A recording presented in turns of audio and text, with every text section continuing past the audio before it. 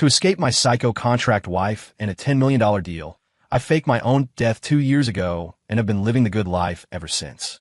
So of course I'd run into her, or someone who looked just like her, while cruising the mall. That same night, my best friend and I had just ordered the premium package at Eden Spa and Lounge when I stepped out to use the restroom. The next thing I knew, I was being tied up. She used her belt to strap me to the bed.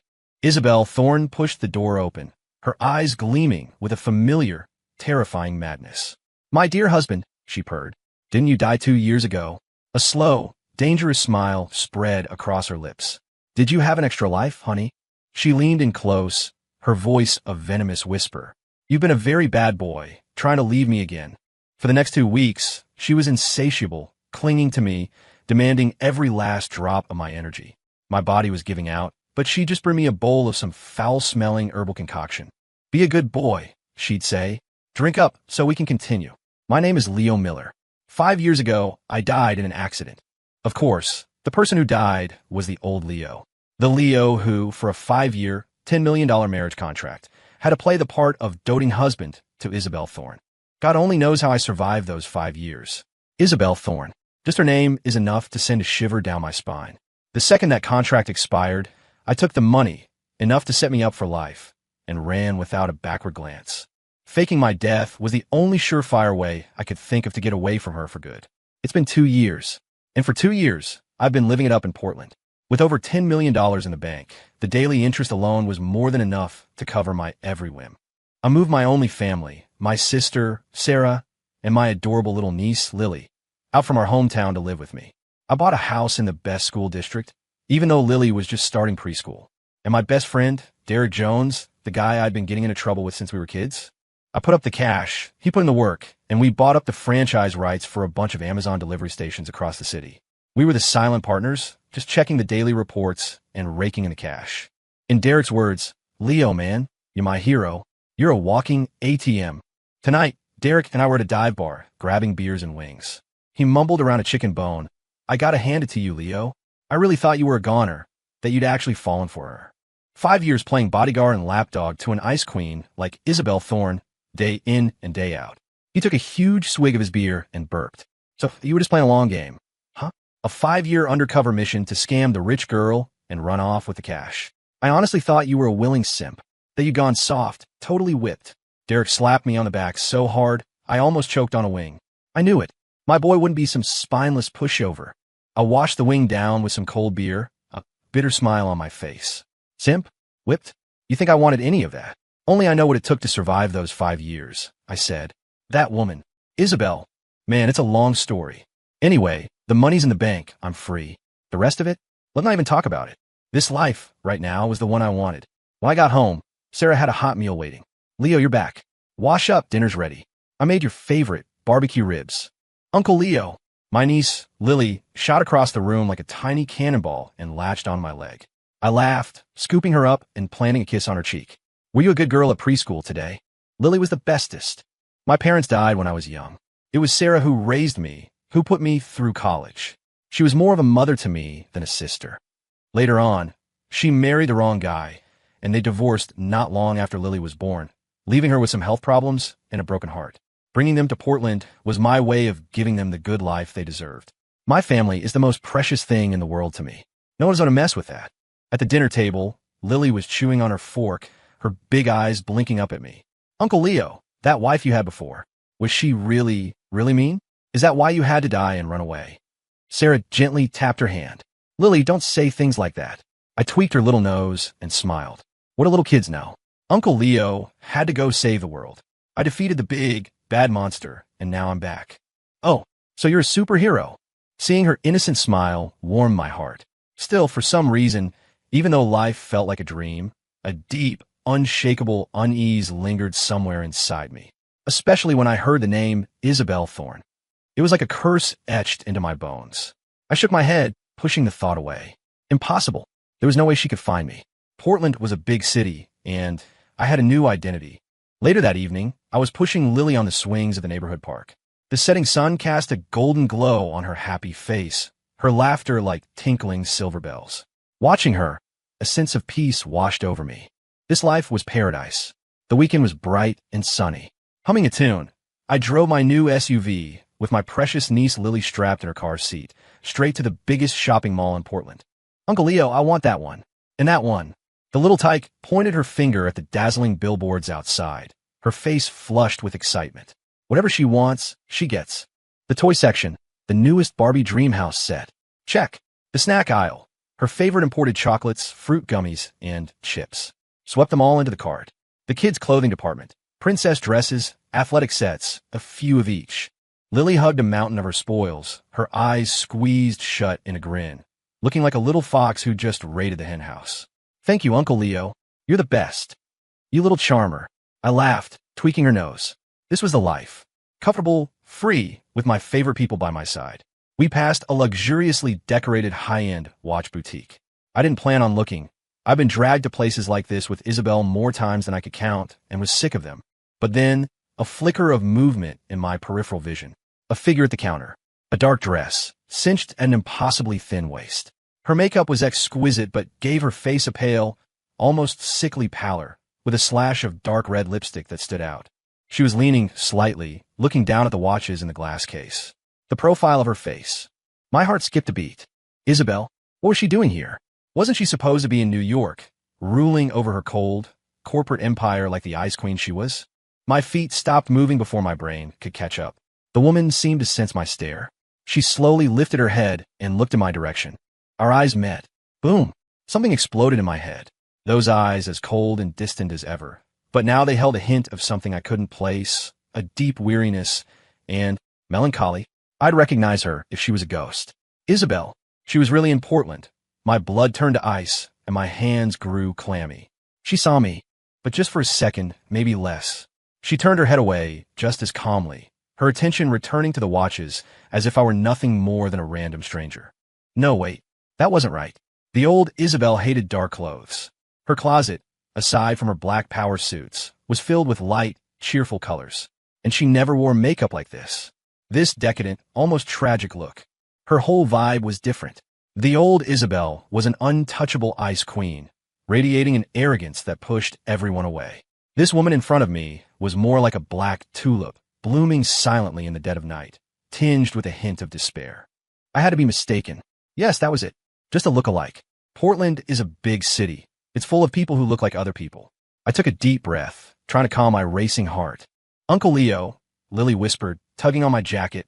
She looked from me to the woman in the store, her big eyes wide with curiosity. That lady is so pretty. She lowered her voice. But why does she look so sad? Does she want to watch, but doesn't have any money? The innocent words of a child were like a needle, pricking at my frayed nerves. Sad? Isabel Thorne could be sad? I thought she was always serene, always in control of everything. Lily, you're seeing things? That lady is very happy. I managed a weak smile, pulling Lily's hand. Let's go look at more toys. How about Uncle Leo buys you a remote control car? Yay, a child's attention is easily diverted. I practically fled the store, dragging Lily with me. But my heart felt like it was being squeezed by an invisible hand, heavy and tight. That look in her eyes, that familiarity that felt etched into my very soul. It couldn't be faked. If it really was her, why was she in Portland? A coincidence? Or, I didn't dare think about it. I wanted them all with Lily for a while longer, buying a few more things, but my mind was elsewhere. That figure, that look was burned into my memory. Finally, we left the mall. In the parking garage, I loaded the bags into the trunk and buckled Lily into her car seat. I started the car and pulled out of the parking spot. Instinctively, I glanced at the rearview mirror. Nothing out of the ordinary. I was just being paranoid. Yeah, that had to be it. Back home, I couldn't get the image of that woman from the luxury watch store out of my head. The more I thought about it, the more I was convinced it was her, yet the more I tried to convince myself it wasn't. Isabel. The name was like a splinter under my skin, a dull, persistent ache. I shook my head. Forget it. Life was too good right now to torment myself with ghosts from the past. I just showered and changed into some comfy sweats, ready to crash on the sofa and scroll through TikTok when my phone rang. It was Derek. Leo. Dude, you up for a night out? Old spot, Eden Spa. My treat. Let's get those kinks worked out. Derek's voice was as loud and obnoxious as ever. Eden Spa. I hesitated. We've been there a bunch over the last 2 years. It really was a great place to unwind. The anxiety from earlier hadn't completely faded. Maybe a change of scenery was exactly what I needed to shake it off for good. All right, I'm on my way. That's my boy. Hurry up, I'm already downstairs. I hung up, threw on a jacket, told Sarah I was stepping out for a bit, and flew down the stairs. A flashy red sports car was parked at the curb. Derek was leaning against it, an unlit cigarette dangling from his lips. He gave me a knowing smirk. "Let's roll, Leo. Tonight, you're going to experience what heaven on earth feels like." We sped through the city and arrived at Eden Spa and Lounge. The entrance was all gold and glitter, with a line of hostesses in slinky dresses welcoming guests. Derek slung an arm around my shoulder and swaggered in. The manager saw him and immediately came over, his face beaming. "Mr. Jones, Mr. Miller, it's been a while. Welcome, welcome, please come in." Derek waved a hand dismissively, all swagger. "The usual, the 888 package. And get me Tiffany, number 38. He clapped me on the shoulder. "What about you, Leo?" "Same package," I said, not wanting to think about it. "My usual, Chloe, number 24. Right away. Gentlemen, please head upstairs." "Your rooms are ready," the manager said, bowing as he led us up. Derek and I got adjoining private rooms. We settled onto the plush massage tables, and soon our masseuses came in with basins of hot water. Chloe, number 24, was a quiet young woman, but her technique was masterful. As my feet soaked in the hot water, she worked on my shoulders and neck with the perfect amount of pressure. The soundproofing between our rooms wasn't great. I could faintly hear Derek bragging next door. And let me tell you, I just locked down another delivery zone. It'll pay for itself by next month. I couldn't help but smile. Same old Derek. As I enjoyed the professional service, the day's anxieties and that unnameable dread began to dissolve in the steam and the soothing massage. I was finally starting to relax. Man, every guy needs an escape like this. Just as I was about to drift off to sleep, a sudden urge hit me. Damn it. Must have been that big bowl of soup Sarah made for dinner. "Chloe, give me a minute. I need to use the restroom," I said, sitting up. I yelled to the next room. "Derek, I'm hitting the head. Go for it, man. Need to take a piss already?" "What? Not taking your supplements." Derek hollered back. I laughed and cursed at him under my breath as I shuffled out of the room in a pair of spa slippers. The public restroom at Eden was as luxurious as the rest of the place, spotlessly clean. After finishing my business, I went to the sink. The cool water felt good on my hands. I shook them dry and glanced at my reflection in the mirror, a bit tired but mostly relaxed. Just as I turned to head back to my room, without any warning, a sharp, violent pain exploded at the back of my neck. It felt like I'd been hit with a lead pipe. My vision went black. I didn't even have time to make a sound before my body went limp and the world faded away. In the next room, Derek was still spinning tales for Tiffany. "And once I make enough money, I'm going to buy a private island, an everyday isle." After a while, he realized something was off. Did Leo fall into the toilet or something? What's taking him so long? He pulled out his phone and called me. "We're sorry. The person you are calling is not available at the moment." Derek frowned, a bad feeling creeping in his gut. "Shit, you don't think something happened, do you?" He shot up from the massage table, not even bothering to explain to the masseuse, and rushed out in his slippers. "Leo, Leo," he yelled. No answer. The restroom was empty. The hallway was quiet. He first called my sister, Sarah, and casually asked if I had come home. Then he told her that I had to leave town for a while to check on some business opportunities in a nearby city. My head was killing me. It felt like someone had taken a hammer to it. I forced my eyes open. Everything was blurry. As my vision cleared, my blood ran cold. Where the hell was I? A strange ceiling, with an opulent but oppressively styled crystal chandelier. I tried to move, but something cold was clamped around my wrists. I looked down. Holy shit. My wrists were shackled with metal cuffs, chained to the headboard of a bed. My ankles, too. Cold. Hard. I was tied to a huge, unfamiliar bed. What the hell was going on? Was this some kind of next-level shakedown? Did that idiot Derek sell me out? No, he didn't have the guts or the brains for something like this. The room was luxurious, but decorated in dark, somber tones that gave it a creepy vibe, and there was a smell in the air. A goddamn familiar perfume. Every hair on my body stood on end. I'd know that scent anywhere. Isabel. It was her custom-made perfume, the only one of its kind in the world. My heart started hammering against my ribs, so hard I thought it would burst down my throat. No, it couldn't be. How could she? I was at Eden Spa. I just went to the restroom. A series of terrifying thoughts exploded in my mind, making my scalp tingle. I'm toast. Game over. This woman, she was even crazier than I remembered. As my mind raced, trying to figure a way out of these damn shackles, the door clicked open. Click. Then came the sharp, crisp sound of high heels on the floor. Click. Clack. Slow, deliberate steps, like the Grim Reaper approaching, each one landing squarely on my beating heart. A figure appeared in the doorway. It was the same dark dress from the mall, the same exquisite makeup with its sickly pale cast. Isabel. Her face was blank as she stared at me, her eyes as cold as ever, but deep within them, I saw a flicker of something I couldn't comprehend, a terrifying madness. "My dear husband," she began, her voice chillingly calm. "Didn't you die in a car crash 2 years ago?" She paused, the corner of her mouth twitching into a bizarre smile. "What's this? Did you have a respawn token? What the hell? Why did that line sound so familiar?" She walked toward me, step by step, the sound of her heels getting closer, the pressure in the room building. I could smell that familiar perfume, a scent that now filled me with absolute dread.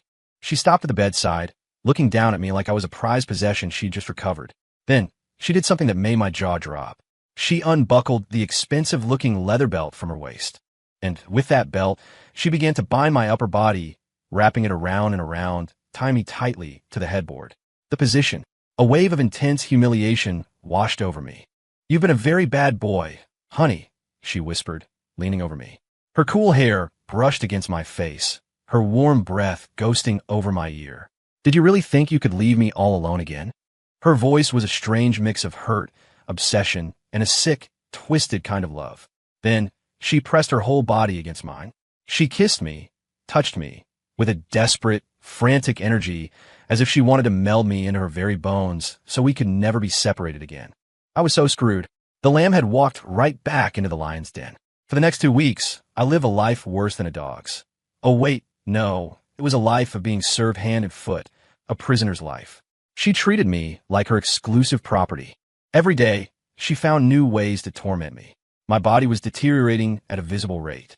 I felt completely hollowed out, and every time I felt like I was about to ascend to the heavens, she'd bring me all sorts of expensive supplements. Ginseng, deer antler, sea cucumber, abalone, you name it. She even made soups with her own hands. She would feed them to me gently, spoonful by spoonful, sometimes even mouth to mouth. Then, once I had regained a sliver of strength, she would start a new round of draining me dry. What the hell was this? The carrot and the stick? No, this was torture wrapped in a sweet package. I felt like I was on the verge of a complete mental breakdown. What the hell kind of life was this? In this opulent cage, a room that screamed luxury and depression in equal measure, I lived the life I'd always dreamed of. Oh, who was I kidding? I was a well-fed pig being fattened for the slaughter. Every day, Isabel would appear right on schedule. She'd cook herself, using ingredients I'd only ever seen in Michelin-star restaurants, turning them into exquisite dishes. Then she'd sit by the bed and feed me, bite by bite, like I was a toddler. To be honest, the food was incredible, but it was hard to enjoy it when you were ignoring the cold metal shackles on your wrists and ankles and her burning, possessive eyes that never once left me. "Open up, honey." Her voice was soft with a subtle raspiness. What could I do? Did I dare refuse? Sometimes, she must have gotten bored with the routine. She'd come in with a bowl of warm soup or carefully prepared porridge. "It's hot. Let me cool it for you." Then, she'd take a sip herself, lean down, and feed it to me with her soft lips, mouth to mouth. Holy crap. The first time she did that, I froze completely. My brain buzzed so loud, I thought I was going to short circuit. The warm contact, the undisguised amusement in her eyes mixed with that suffocating possessiveness filled me with a cocktail of extreme shame and a strange, rising panic. This woman knew exactly how to torture someone. A double assault, physical and psychological. "Where were you planning to run this time?" She'd ask in a tone so gentle it was terrifying, all while dabbing the corner of my mouth with a silk napkin. Her voice was like a lover's whisper, but it held an iron grip of control. "My husband," she added, drawing out the words. "Where could I run? I was tied up like a Thanksgiving turkey." Oh, right, we'd graduated to a twisted feeding ritual now. One time, she seemed to be in a particularly good mood, humming a tuneless little song. She pulled a small, bright red booklet from her designer handbag and dangled it in front of my face. The garish red almost blinded me. A marriage certificate. "You can't abandon me again," she said, smiling like a cat that had just cornered a mouse. "We're a legally married couple." I looked at the certificate, then at her. Well, that's it. I was officially locked down by the law. This went on for a month. I felt completely drained, both physically and mentally, teetering on the edge of a breakdown. Just when I thought I was going to be played or nurtured to death, Isabel walked into the room holding a single sheet of paper. Her expression was a complicated mix of joy, anxiety, and a hint of confusion. "Honey," she said, holding the paper out for me to see.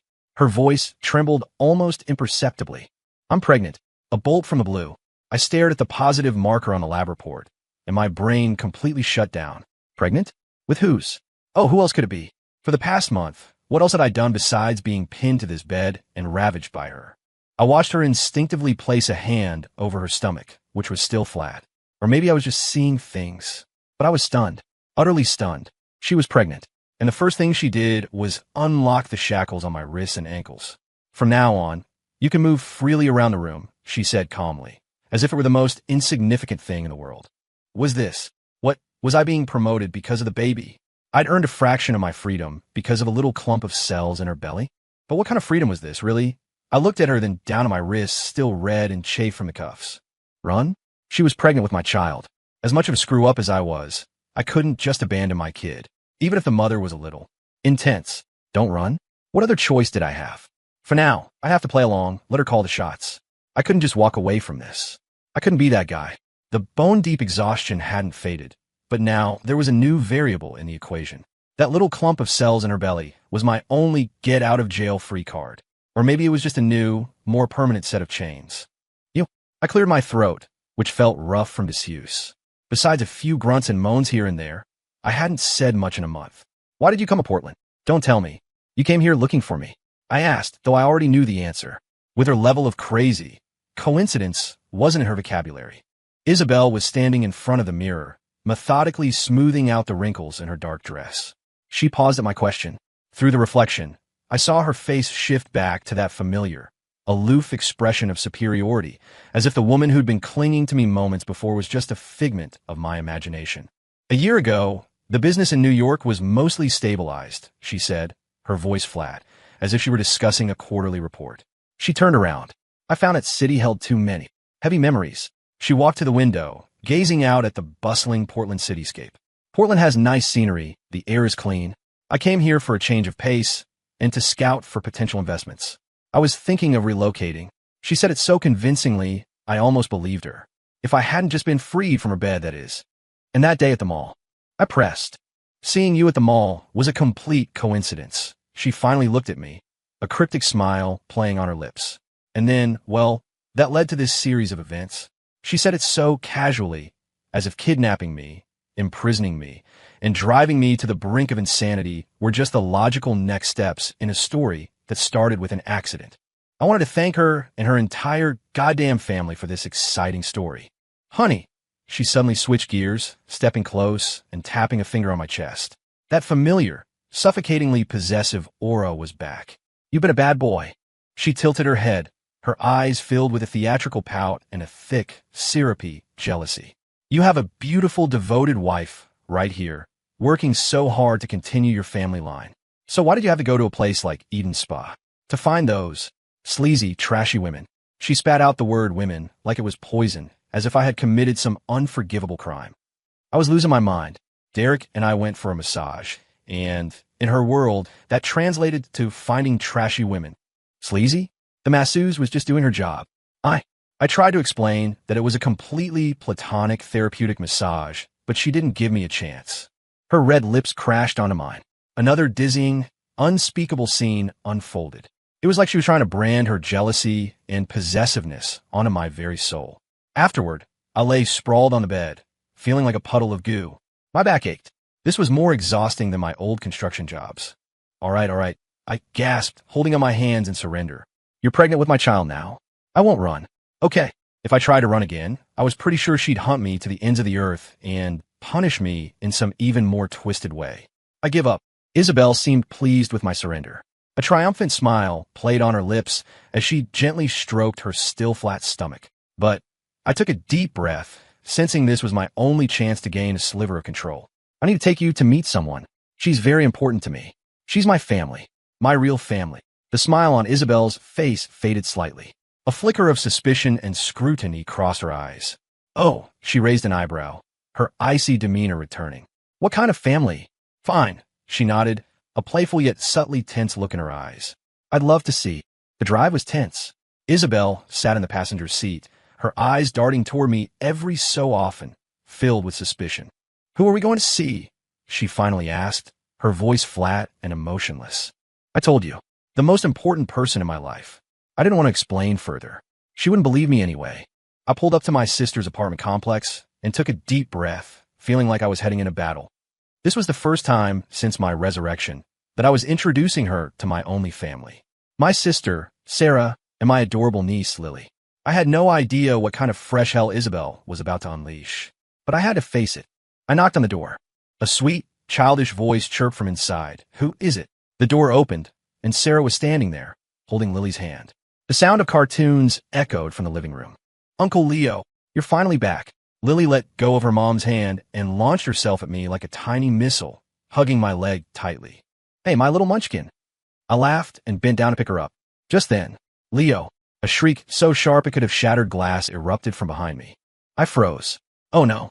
Isabel stood behind me, her face not just pale, but a sickly, mottled red. Her beautiful eyes were blazing with a furious, insane fire, locked on my sister and Lily. Lily's cheerful Uncle Leo had been the spark that ignited the powder keg. "You're keeping another woman," she screamed, her finger trembling as she pointed at Sarah. "And you have a daughter this old with her." Her gaze shifted to a terrified Lily, who was now hiding behind Sarah's legs. "And you have the audacity to show them off to me?" What the hell? What kind of twisted soap opera was playing out in her head?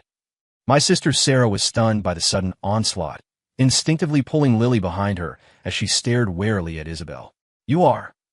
"I'm his wife," Isabel shrieked, cutting her off. Then, like a woman possessed, she lunged towards Sarah and Lily. "You little bastard. I'll kill you," she screamed, reaching for Lily.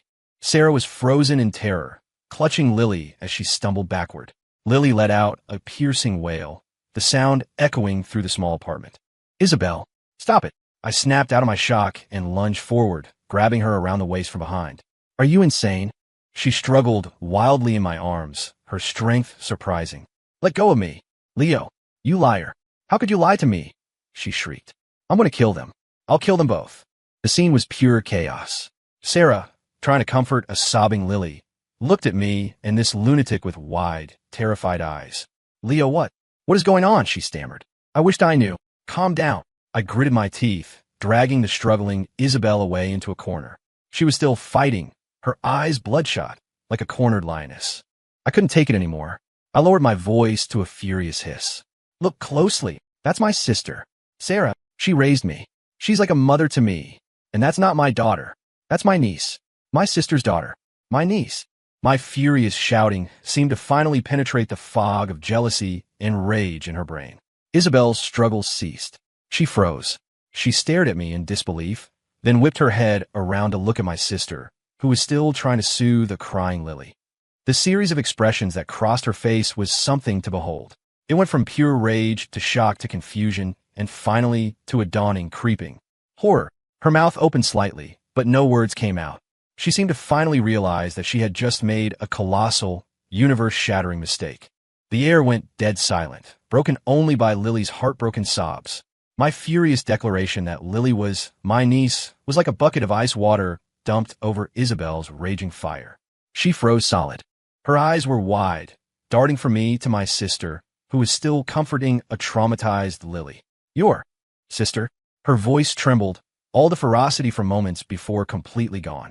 The color drained from her face, leaving it whiter than her usual pale makeup.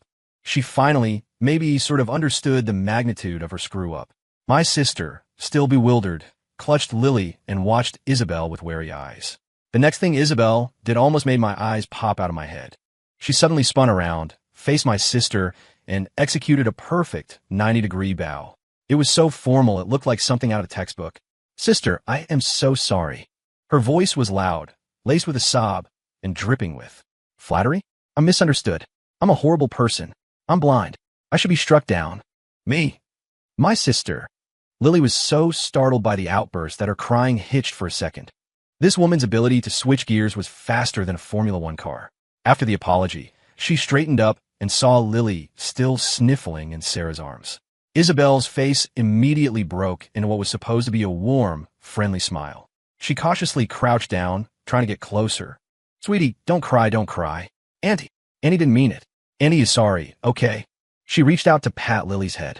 Lily recoiled, burying her face in Sarah's side and shaking her little head violently. "Wah, bad lady. Mommy, bad lady." Isabel's outstretched hand froze midair, the smile stiffening on her face. She looked utterly lost, sweat beading on her forehead as she glanced at me desperately. That look on her face was like a lost puppy begging for help. "Leo," she pleaded, her voice laced with a panic she probably didn't even recognize in herself. What could I do? I was pretty desperate myself. Lily, sweetie, it's okay. This is Uncle Leo's friend."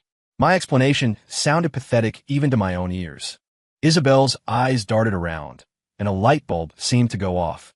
She shot up and fumbled in her ridiculously expensive handbag, pulling out a sleek black credit card. "Sister Lily, I'm so sorry. I didn't know." She tried to shove the card into my sister's hand. "Please, whatever you need, whatever you want, just buy it. It's on me. Consider it my apology." Sarah, completely flustered, waved her hands frantically. No, we can't accept this. We don't need anything." "Yes, you do. You must," Isabel insisted, absolutely certain. "What toys does Lily like? Barbies? Legos? A Disney princess dress? Annie will buy them all for you. And you, sister, what kind of handbag do you like? What jewelry? I'll have it delivered to your door." She sounded like a lottery winner on a frantic spending spree, desperate to flash her wealth. Watching her try to bury us in consumer goods, I felt a vain throb in my forehead.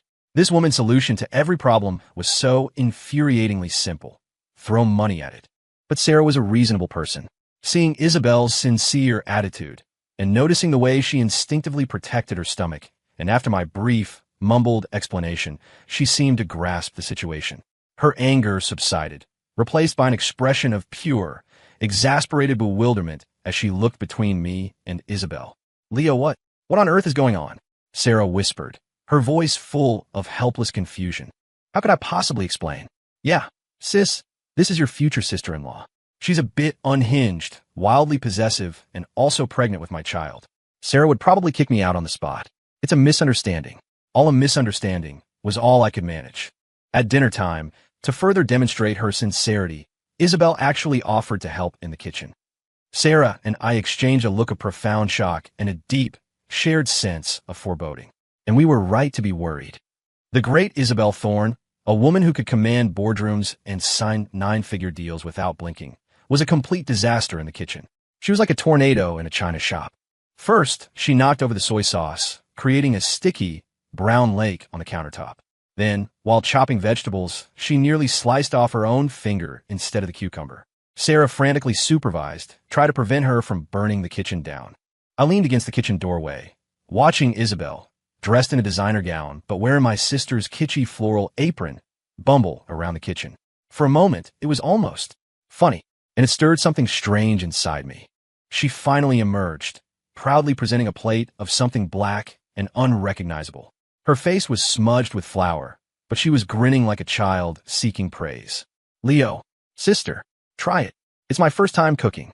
Sarah and I stared at the dark matter on the plate, then at her expectant face. We shared a look of mutual suffering. It seemed that this powerful, domineering, and frankly psycho woman was, for my sake, actually willing to shed all of her pride and arrogance. She was trying, in her own clumsy way, to become a part of my life, my family, even if her methods were hard to stomach. In the end, Sarah had to cook a whole new meal. And even Isabel had to admit, my sister's cooking was amazing. After that day, it was like Isabel had installed a permanent homing beacon in my sister's apartment. "Leo, I'm hungry. Leo, I'm craving Sarah's sweet and sour pork today. Leo, Lily said she wants the strawberry cake I bought." The excuses were endless, but the goal was always the same, mooching a meal. She called it catering to the pregnant woman's palate and soaking in the warmth of a family. My sister, Sarah, went from being stunned and wary to just used to it. Sometimes, if Isabel was running a little late, Sarah would even murmur, "I wonder why Isabel isn't here yet." Of course, Isabel didn't just eat. She would insist on washing the dishes, which usually resulted in a flooded kitchen floor. She tried to help Lily with arts and crafts, only to get more engrossed than Lily herself, making a complete mess of the materials. Watching her, dressed in a $1,000 dress and a $10 apron, causing chaos in the kitchen, I sometimes really wanted to pry open her head and see what was going on in there. As for Lily, she was completely won over by Isabel's combination of checkbook diplomacy and genuine patience. Imported snacks became a daily staple, and limited edition Barbie dolls filled her toy corner. Whenever Isabel arrived, Lily would trail after her like a little shadow. Annabelle, was the little baby in your tummy good today? Annabelle, you know what? That mean boy at preschool was mean to me again.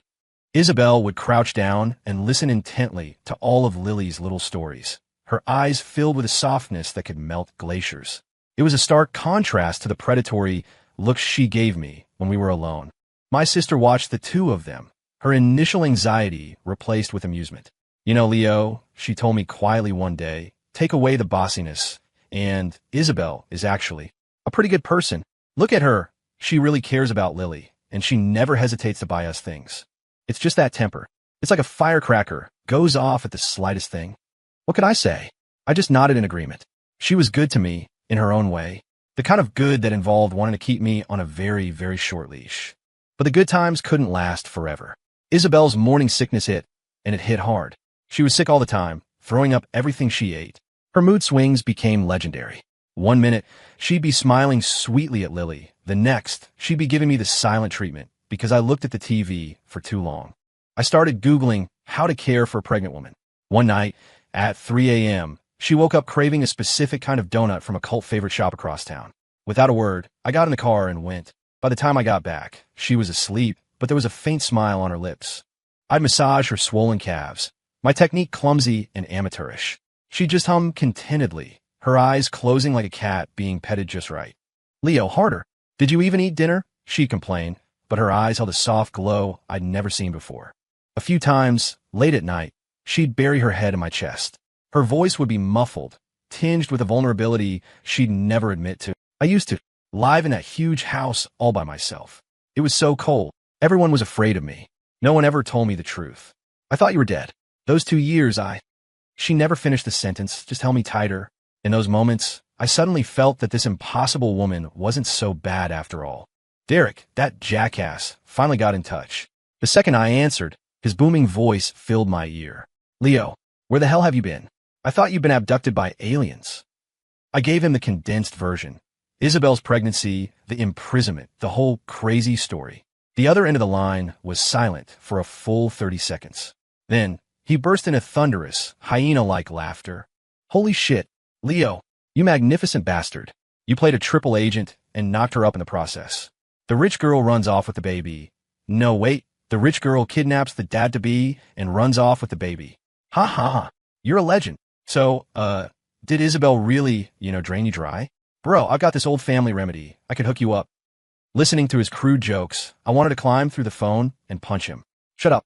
You're the one who needs it. Hey, don't be mad. Derek laughed slyly.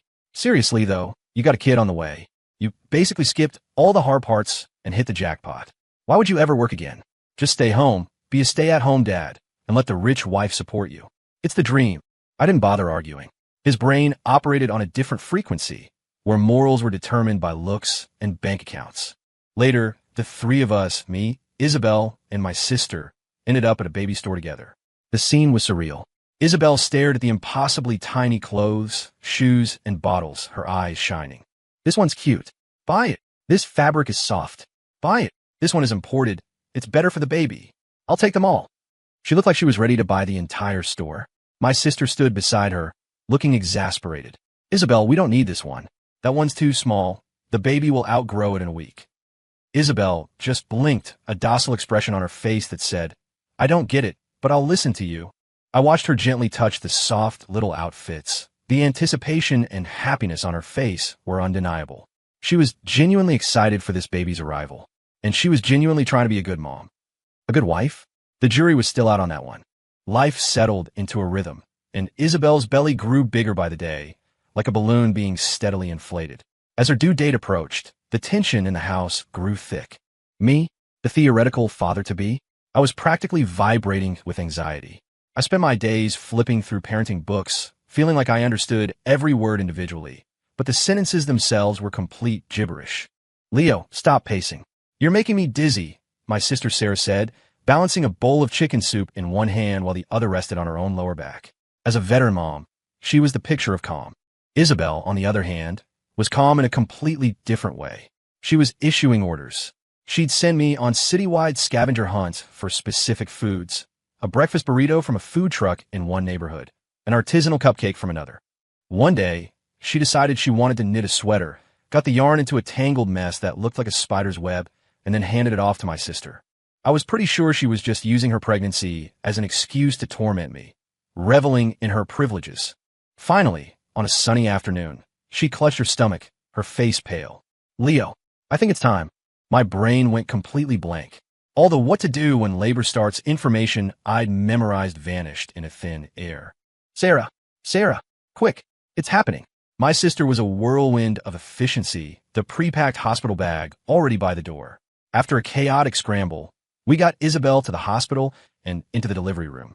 The red in delivery light flicked on, feeling like a crushing weight on my chest. I collapsed onto a bench in the hallway, my palms sweating. In that room was my wife and my child who I hadn't even met. Time crawled by, each second stretching into an eternity. Sarah patted my shoulder. "It'll be okay. Isabel is strong, and we have the best doctors." I knew she was right, but I couldn't stop the dark thoughts from creeping in. What if? No, shut up. Don't jinx it. I don't know how much time passed. It could have been hours, or just a moment. The delivery room door opened. A nurse emerged, holding a tiny, swaddled bundle, a professional smile on her face. "Congratulations. Mother and daughter are both healthy. 6 pounds, 8 ounces. A beautiful little girl." I shot up from the bench, my legs feeling like jelly. Mother and daughter are healthy. A girl. The massive weight on my chest finally lifted. A wave of emotion hit me, and my eyes stung. I almost broke down, crying right there in the hallway. I followed the nurse to see the baby. She was a tiny, pink little bundle, her eyes squeezed shut, her little mouth making sucking motions. This was my daughter. My heart felt like it had been tickled by a tiny, soft hand, and it melted into a puddle. The nurse placed her in my arms. I stood there, stiff as a board, hardly daring to breathe, terrified I might break this fragile little doll.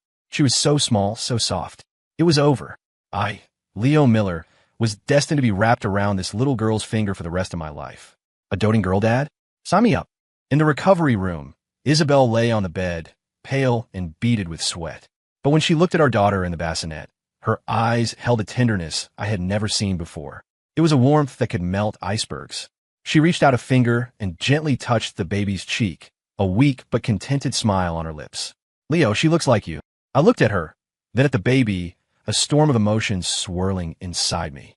This woman, who had put me through hell, had just given me a daughter. "You did great," I managed to choke out. It was all I could think of to say.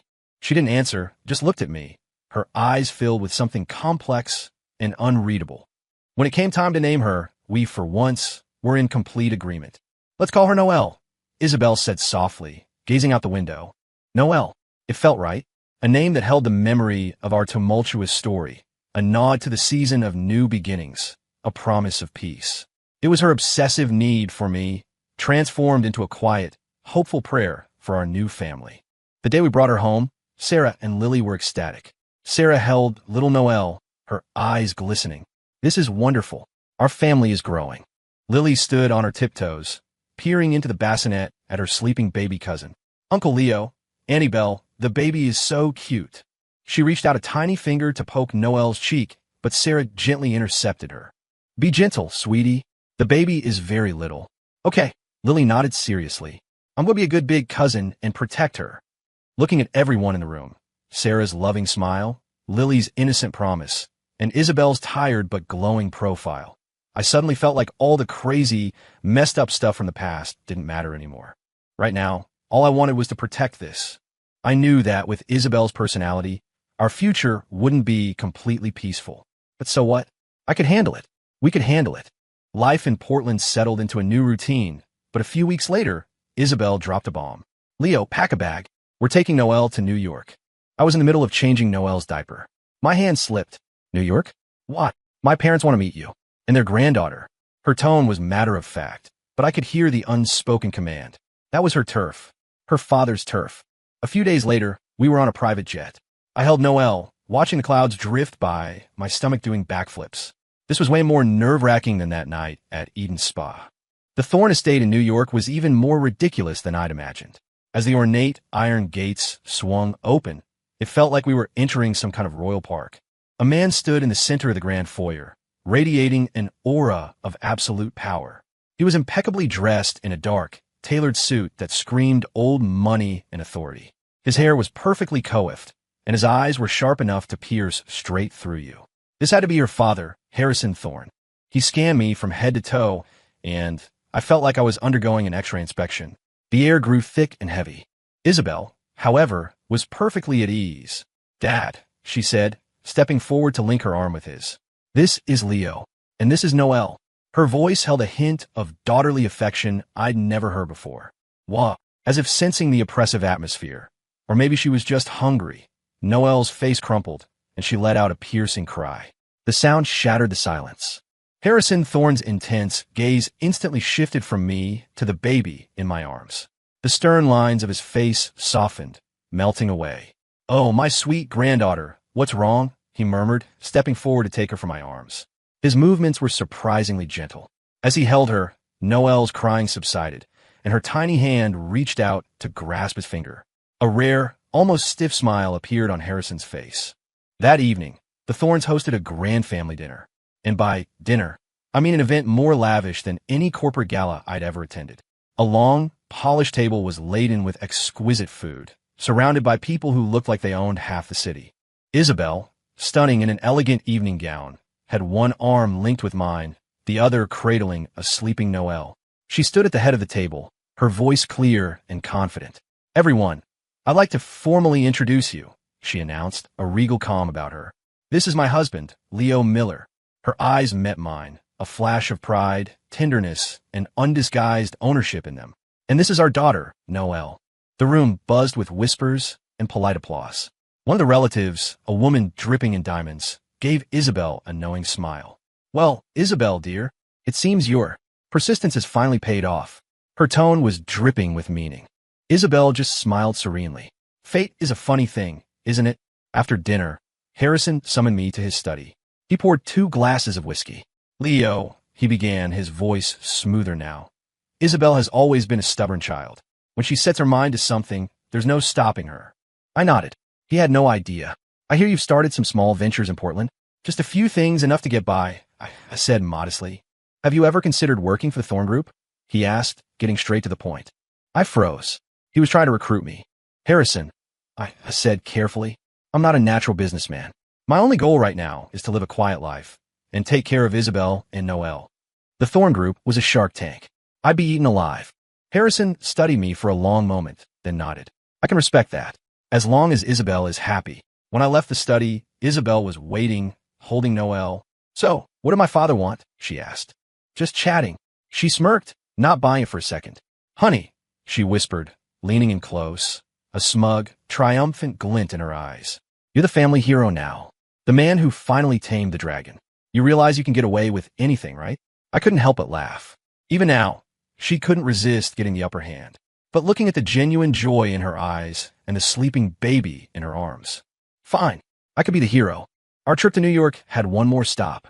"Leo, tomorrow you're coming somewhere with me," Isabel announced a day later, her expression neutral, but with that familiar, unsettling flicker in her eyes. My stomach dropped. What was she planning now? "Somewhere special. You'll see when we get there." The more cryptic she was, the more nervous I got. The next day, the car wound through a series of streets and finally stopped outside a heavily secured compound. High walls, barbed wire, and guards with stern faces at the gate. A psychiatric hospital? I was confused. Isabel didn't say a word, just got out of the car, holding Noelle, and walked straight in. I hurried after her, my mind racing. We passed through several locked doors and entered a visiting area. Through a thick pane of glass, I saw 2 people, and my blood ran cold. Cody Nash, Sienna Vance. I'd recognize those names even in my nightmares. They were the 2 lowlifes who. But the people in front of me now. Cody was wearing a loose-fitting patient's gown, his hair a mess, his eyes vacant. He was squatting in a corner, chewing on his own fingers with a disturbingly focused expression, drool dripping from his mouth. Sienna wasn't much better.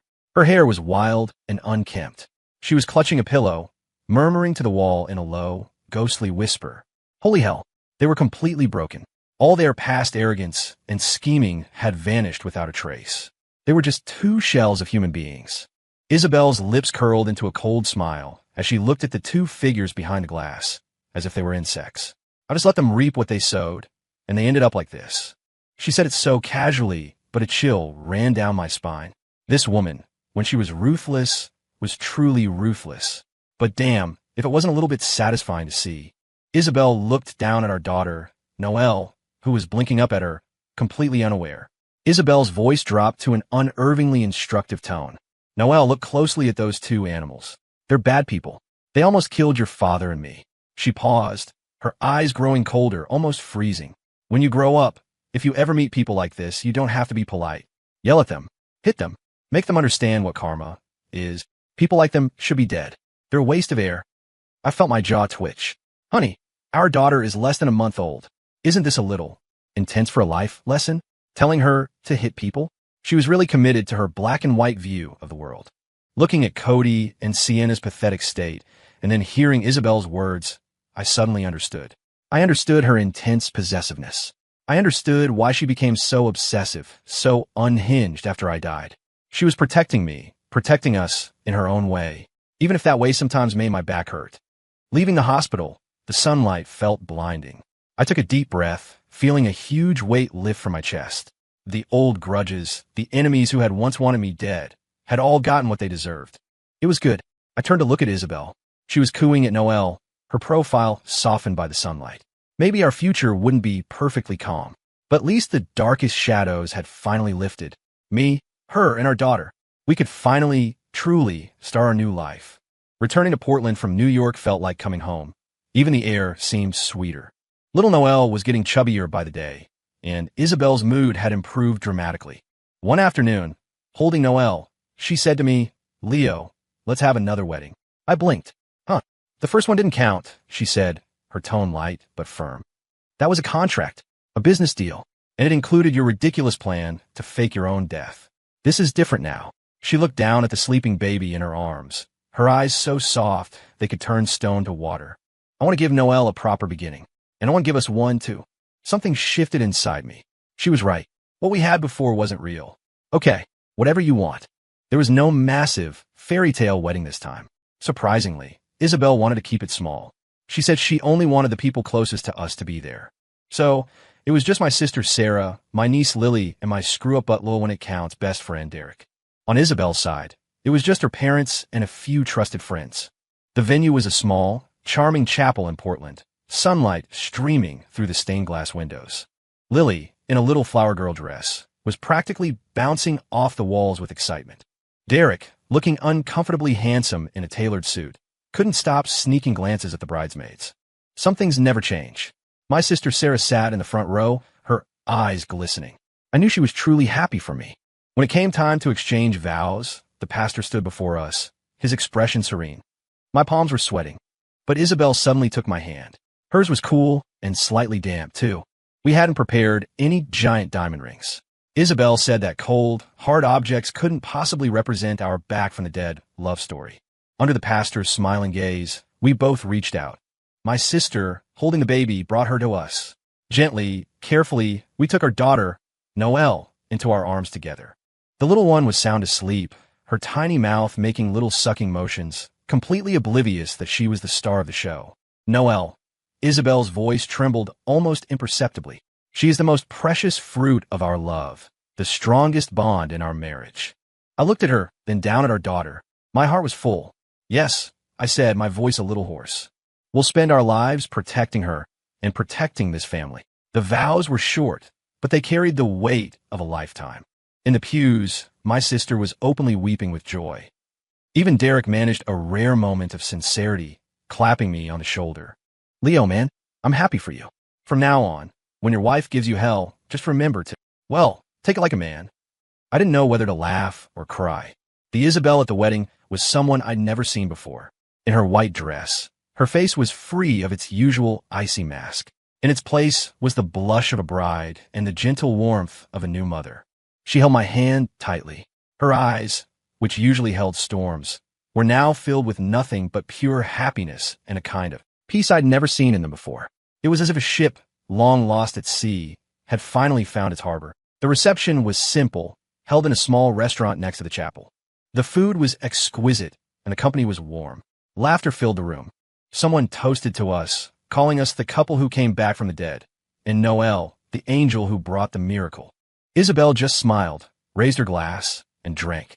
Her smile was so bright it was dazzling. After the wedding, life truly turned a new page. There were no more shocking plot twists, just the quiet, ordinary rhythm of daily life. Isabel was still Isabel. At work, she was the queen who could silence a boardroom with a single look.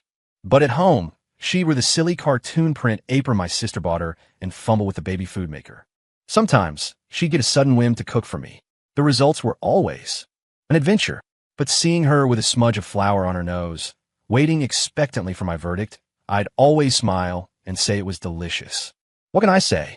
I was completely hers. Noelle grew and changed every day. From a little bundle who could only coo, she learned to roll over, to crawl, to babble dida, and mama. Each tiny milestone filled our home with joy. Sarah was now the official baby care commander-in-chief, her experience making everything run smoothly. Lily became a devoted cousin sitter, running to find the baby the second she got home from school. Annie Sarah, was the baby a good eater today? Can I sing to her? Watching the two of them, their heads together, warmed my heart. The smile on my sister's face was more frequent now, too. Sometimes she'd watch our chaotic little family and wipe away a tear. I knew it was from relief and happiness. At our urging, she even started dressing up more, going out with old friends. Life had to move forward. As for Derek, he'd been acting suspiciously happy lately, always grinning at his phone. When I asked if he was seeing someone, he just gave me his usual spiel. A guy like me? I don't date. People date me. And Isabel? Her little habit of checking up on me hadn't completely disappeared. But now, it felt more like flirting. Honey, what are you doing? Do you miss me and the baby? Her voice on the phone was soft and playful, a world away from the soul-crushing interrogations of the past. That $10 million I'd run off with? Isabel waved a hand and declared she would scientifically manage it for me. Your money is my money, isn't it? She'd say with a raised eyebrow. More importantly, it's Noelle's future college fund, wedding fund, and startup fund. Fine by me. She was my wife and the mother of my child. She could call the shots.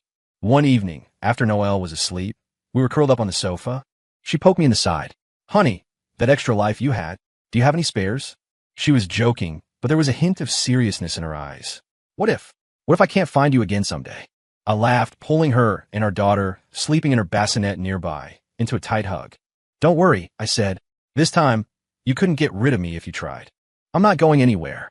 She snuggled closer, purring like a contented cat. The evening sun streamed through the window, bathing the living room in a warm, golden light. I held my soft, precious daughter, Isabel's arm linked with mine, her head on my shoulder. Sarah and Lily were nearby, whispering and laughing as they played with the newly awakened Noelle. This, right here, was what peace felt like. I, Leo Miller, once thought my life had hit rock bottom. I'd even died once. I never imagined that on the other side of all that chaos, I would find this kind of happiness. It was worth it. Every crazy, terrifying moment. And this love, this warmth that I had fought so hard for, I would spend the rest of my life protecting it. My life had been one long, dark eclipse, but now it was finally full. The end.